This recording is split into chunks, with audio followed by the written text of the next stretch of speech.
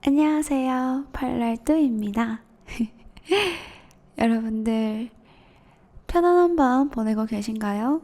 지금은 새벽 1시 20분경을 달리고 있는데요. 오늘 하루 종일 바깥에 야외 일정이 있어가지고 볼일 보고 집에 와서 해야 할 일들 좀 하고 앉았더니 지금 시간이 됐습니다. 오늘은 주절주절 떠드는 시간을 살짝 가져볼까 하는데, 제가 커뮤니티 그 게시판에 올린 시집 있잖아요. 요즘 읽고 있다고 했었던 그 시집에 한 2가지 정도를 여러분한테 좀 공유하고, 여러분한테도 좀 이게 마음에 와닿는, 그리고 귀감이 되는 시간이 되셨으면 좋겠어가지고 한번 읽어보려고 합니다. 진짜 후회 안 하니까 뭔가 그냥 라디오 같은 거 틀어놓고 볼일 본다 생각하시고 한번 들어보세요. 제가 첫 번째로 읽어드릴 시는 동사 부딪히다 라는 제목을 가진 시인데요. 부딪히다 라는 동사에 대해서 이제 쓴 그런 시죠. 한번 읽어보도록 하겠습니다. 자, 어느 날 아침, 텔레비전 화면에 나온 한 명의 여성. 일본 최초의 맹인 전화 교환원. 그 눈은 바깥 세상을 흡수하지 못하고 빛을 밝게 반사시키고 있었다. 몇 해 전 실명했다는 그 눈은. 사회자가 그녀의 출퇴근 모습을 소개했다. 출근 첫날만 어머니의 도움을 받았고 그 후로는 줄곧 혼자서 출퇴근하고 있다고 합니다. 근무를 시작한 지 오늘로 1달. 편도로 거의 1시간 동안 만원 전철을 타고 그리고 물었다. 아침 저녁으로 출퇴근하기 힘드시죠? 그녀는 대답했다. 네, 힘들긴 하지만 여기저기 부딪히면서 걷기 때문에 그럭저럭 부딪히면서 말인가요? 라고 말하는 사회자. 그녀는 미소 지었다. 부딪히는 것이 있으면 오히려 안심이 되는걸요. 눈이 보이는 나는 부딪히지 않고 걷는다. 사람이나 물체를 피해야만 하는 장애물로 여기며, 눈이 보이지 않는 그녀는 부딪히며 걷는다. 부딪히는 사람이나 사물을 세상이 내미는 거친 호의로 받아들이며, 거친 호의로 여기며, 길 위에 쓰레기통이나 볼트가 튀어나온 가드레일, 몸을 난폭하게 치고 지나가는 가방, 울퉁불퉁한 보도블록과 조바심 내는 자동차의 경적. 그것들은 오히려 그녀를 생생하게 긴장시키는 것. 친근한 장애물, 존재의 촉감. 부딪혀오는 모든 것들에 자신을 맞부딪혀 부싯돌처럼 상쾌하게 불꽃을 일으키면서 걸어가는 그녀. 사람과 사물들 사이를 눅눅한 성냥개비처럼 한 번의 불꽃도 일으킴 없이 그냥 빠져나가기만 해온 나. 세상을 피하는 것밖에 몰랐던 나의 눈앞에 갑자기 나타나 세게 부딪혀온 그녀. 피할 겨를도 없이 나가 떨어져 엉덩방아를 찧은 나에게 그녀가 속삭여 주었다. 부딪히는 법, 세상을 소유하는 기술을. 동사 부딪히다가 그곳에 있었다. 한 여성의 모습으로 미소 지으며. 그녀의 주위에는 물체들이 북적거리고 있었다. 그녀의 눈짓 한 번에 곧바로 노래를 부를 것처럼, 다정한 성가대처럼. 요시노 히로시. 네, 여기까지가 동사 부딪히다 라는 시 내용이었고요. 이 시가 끝나면 류시아 시인의 생각이 또 적혀 있는데요. 그거를 한번 읽어보도록 할게요. 한편의 시가 우리에게 와서 세게 부딪힐 때가 있다. 그때 삶의 방향이 바뀌고 세상을 보는 시각이 변한다. 사람들과 부딪히는 게 싫어 영리하게 피해 다니는 우리 앞에 오히려 부딪히는 것이 있어 안심이 된다라고 말하는 여성 시각장애인. 대도시 인근에 살면서 도심의 직장까지 혼자서 초만원 전철로 출퇴근한다. 그녀에게 부딪힘은 타인과의 교류이고 세상과 연결되는 방법이다. 세상을 소유하는 기술인 것이다. 부딪힘이 있기에 길을 찾고 방향을 정할 수 있다. 그녀는 이러한 부딪힘을 세상이 내미는 호의라고 말한다. 문제와 장애물에 부딪히면서 우리는 완성으로 나아간다. 그것을 피하면 눅눅한 성냥개비가 되어 불꽃을 피울 수 없게 된다.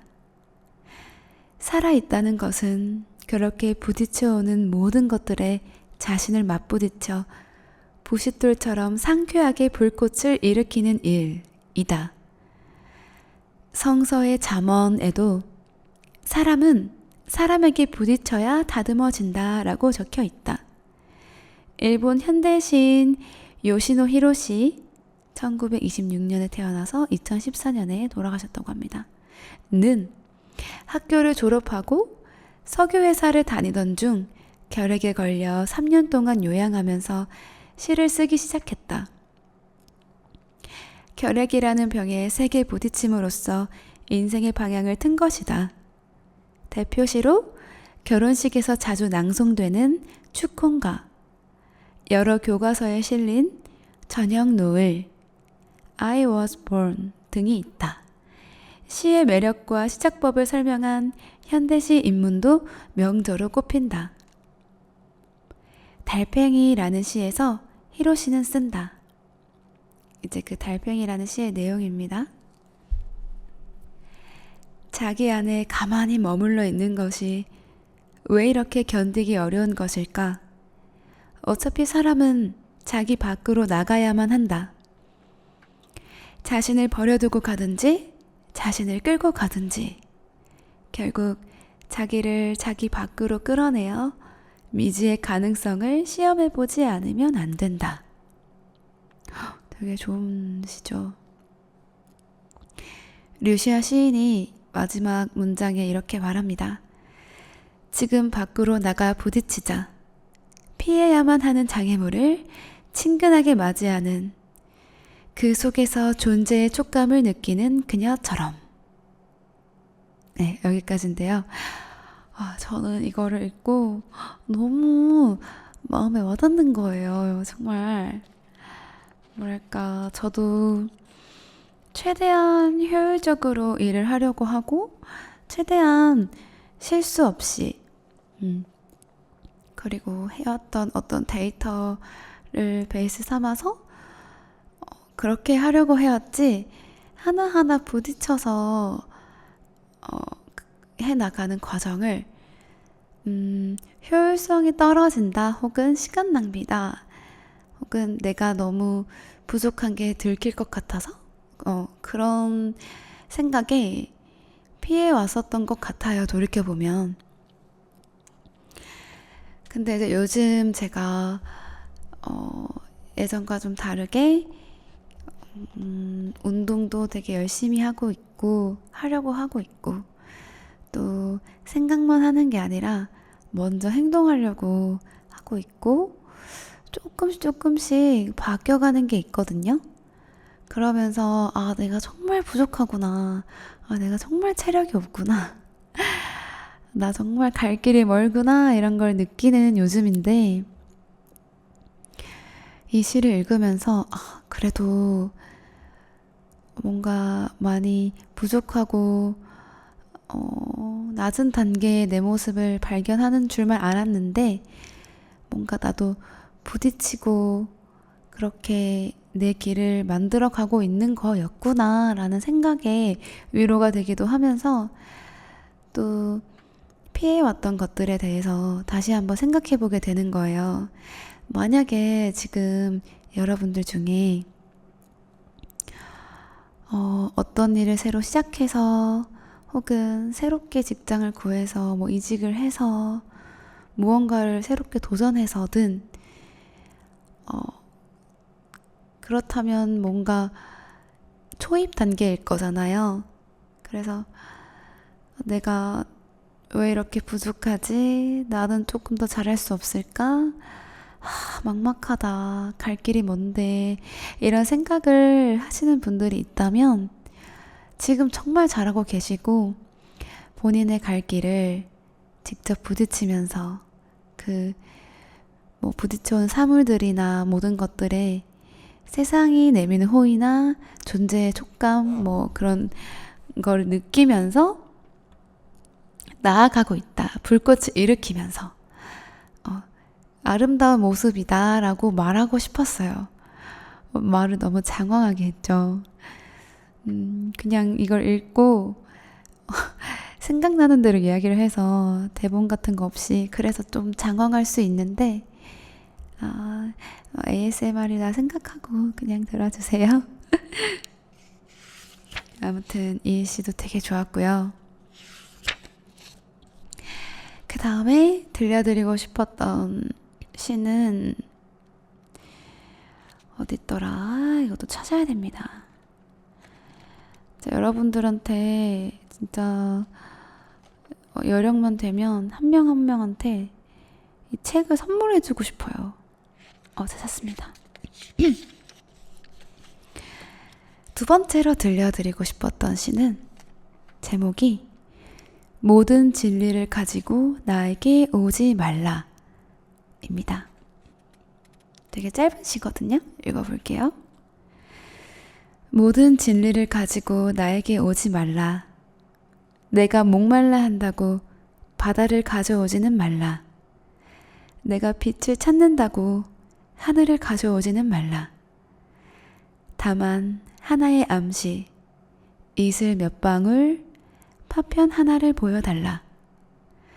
호수에서 나온 새가 물방울 몇 개 묻혀 나르듯 바람이 소금 알갱이 하나 실어 나르듯. 올라브 H. 하우게라는 사람의 시인이었거든요. 라는 사람의 시였거든요. 그게 좋았어요. 내가 목말라 한다고 바다채를 가져오지 말고 내가 빛을 찾는다고 하늘채를 가져오지 말라는 이런 말인 것 같아요. 다만 하나의 암시, 이슬 몇 방울, 그리고 뭐 어떤 파편 하나, 하늘의 파편이겠죠? 그래서 물에 있던 새가 탁 날아오를 때 튀어오르는 그 물방울 몇 개, 그러니까 그 정도로 차라리 주지 다 주지 말라는 그런 내용인 것 같아요. 이 시에 대해서 류시아 시인의 글입니다. 어떤 시인은 시뿐만 아니라 삶으로도 마음을 사로잡는다. 노르웨이를 대표하는 3인의 현대 시인 중 한 명인 올라브 H. 하우게는 해안 마을 울빅에서 태어나 그곳에서 평생을 살았다. 자신이 직접 가꾸는 70그루의 사과나무에서 나는 사과에 의지해 생계를 이었다. 하우게의 집을 방문한 사람들은 그가 나무를 깎아 만든 스푼과 식기, 나무 의자, 책꽂이들을 보고 놀라곤 했다. 시인은 거대 빙하들이 만든 피오르드 해안과 호수들이 있는 마을에서 일생을 보냈다. 거기서 얻은 영감이 이 시에 녹아 있다. 새는 호수에서 물방울 몇 개만 묻혀 나를 수 있고 바람은 바다에서 소금 몇 알갱이만 실어 나를 뿐이다. 그 물방울 몇 개, 소금 알갱이 몇 개를 가지고 우리는 호수와 바다로 가는 길을 스스로 찾아야 한다. 불확실한 길이지만 거기에 추구의 묘미가 있다. 만약 당신이 모든 진리를 알고 있다면 나는 당신이 내게 오는 것을 사양한다. 천국에 이르는 길, 진리를 깨닫는 모든 방법을 내게 주고자 한다면 사절한다. 누군가가 모든 해답을 알고 있다고 주장하면 그를 따르지 말 일이다. 그 해답은 당신의 목적지가 아니라 그의 목적지로 데려갈 것이기 때문이다. 그것은 세상을 이해하는 방식이 아니다. 삶의 의문은 다른 사람이 가져다 주는 해답으로는 풀리지 않는다. 빛을 찾는 당신에게 누군가가 하늘을 가져다 준다면 오히려 당신은 눈이 멀 것이다. 자신이 답을 알고 있다고 말하는 자는 언제나 거리를 두고 경이로움 속에 웃는 이와 함께 해야 한다. 일생 동안 소박한 삶을 산 농부답게 하우게는 주로 짧은 시를 썼으며 독학으로 영어, 불어, 독어를 익혀 책과 문학에 파묻혀 살았다. 20대 후반에 몇 차례 정신병원을 드나든 까닭에 늦게 문단에 등장했지만 8권의 시집을 썼고 예이츠와 랭보와 브레이트 등의 작품을 모국어로 번역했으며 5권 분량의 일기를 남겼다. 혀가 안 굴려가네요. 로버트 블라이는 하우게의 시집 서문에 이렇게 썼다. 만약 당신이 작은 과수원을 가지고 있다면 당신은 과수원보다 시를 더 사랑하게 될 것이다. 그리고 만약 당신이 그 가수원에서 난 사과를 팔아서 생계를 잇는다면 당신은 사과보다 시를 더 사랑하게 될 것이다. 65세의 하우게는 22살의 연하의 화가 보들 카펠렌과 결혼했다. 오, 완전 능력자잖아. 그가 드물게 참석한 시 낭송회에서 만난 두 사람은 곧 사랑에 빠졌다. 처음 하우게의 집에 들어선 카펠렌은 자신이 그곳에서 살게 될 것이라 예감했다. 두 사람은 20년을 함께 살았고 하우게가 85세 먼저 세상을 떴다.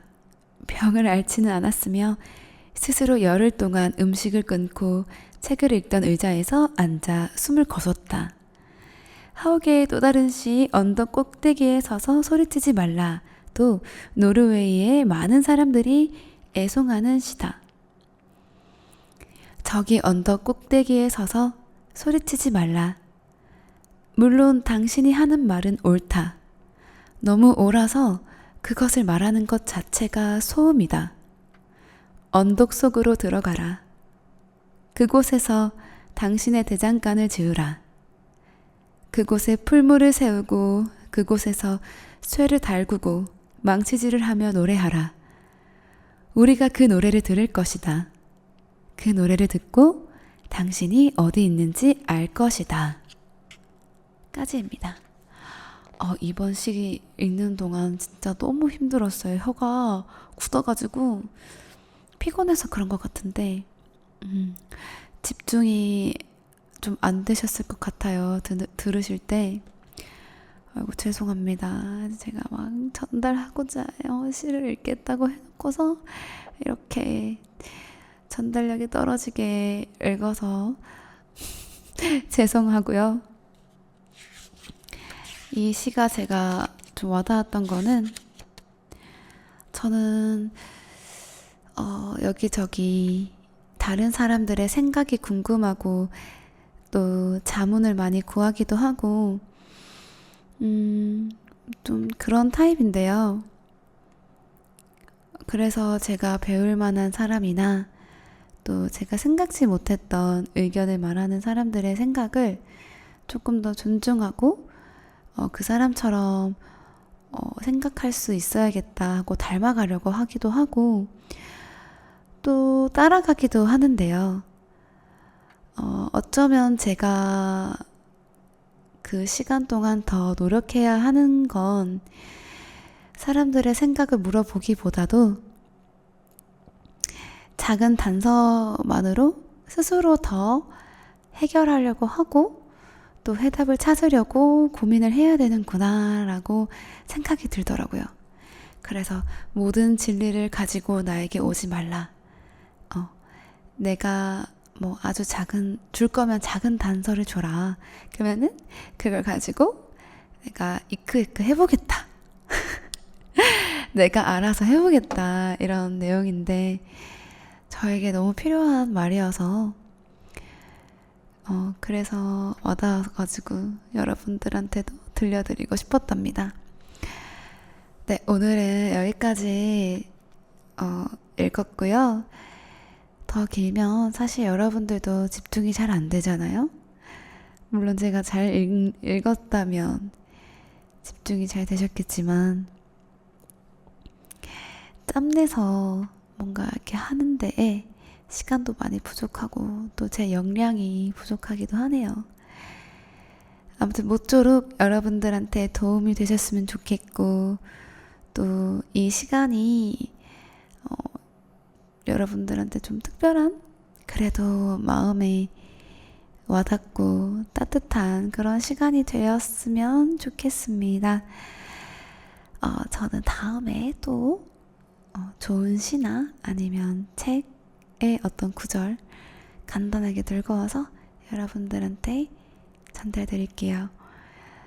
이걸 여기까지 들어주신 분들이 계신다면 감사하다는 말씀 드리고 싶고 편안하고 기분 좋은 밤 되시길 바라겠습니다. 그럼 안녕!